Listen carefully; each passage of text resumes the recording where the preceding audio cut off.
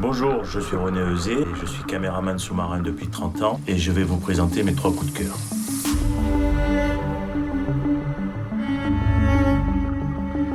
Et là, il y a 2 ans, j'ai réussi à filmer un allaitement d'un bébé.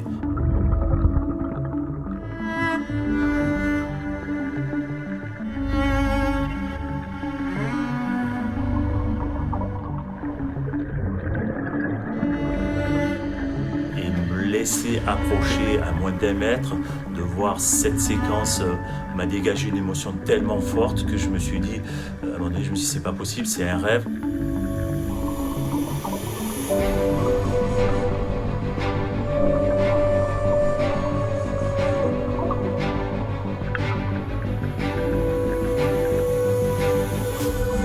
en plus, ils ont des regards qui sont tellement à la fois mystérieux et on n'a pas besoin de chercher à comprendre ce qu'ils veulent. C'est pareil quand ils m'écolocalisent, lorsqu'ils me scannent, la puissance est tellement forte que ça me traverse la cage thoracique.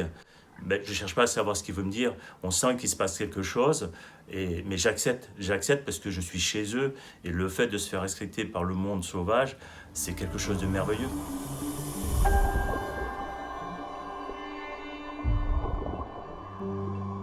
Alors, dans les rencontres animalières, en général, je me concentre vraiment sur le côté technique. Si ma caméra est bien réglée, si j'ai bien le bon diaphragme et tout.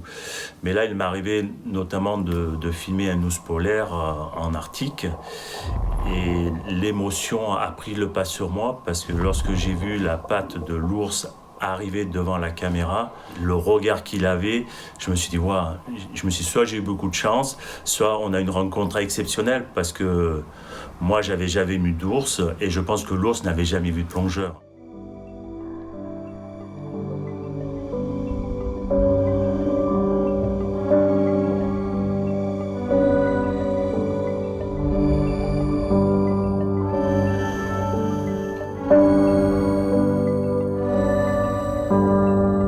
La grotte Cosquer, que maintenant tout le monde connaît, a maintenant 28 000 ans.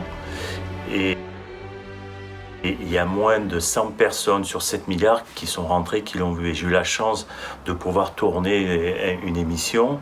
Et c'est vrai, lorsqu'on rentre dans la grotte Cosquer, on est coupé du temps. On est dans le noir complet. Et lorsqu'on découvre les peintures, lorsqu'on découvre les petits feux, les petits brasiers qui restent, on s'imaginait, enfin moi je m'imaginais, je me disais, mais comment ces hommes de la préhistoire ont pu vivre dans ces endroits confinés? Et lorsqu'on voit ces peintures, on se dit que c'était déjà des artistes.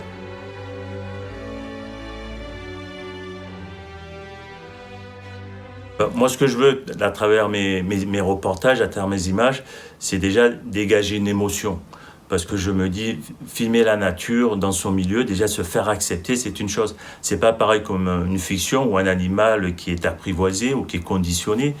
Là, c'est la nature qui nous accepte. Le requin, s'il veut qu'on le filme, c'est lui qui accepte. C'est lui qui est en gros le meneur, qui est le réalisateur quelque part.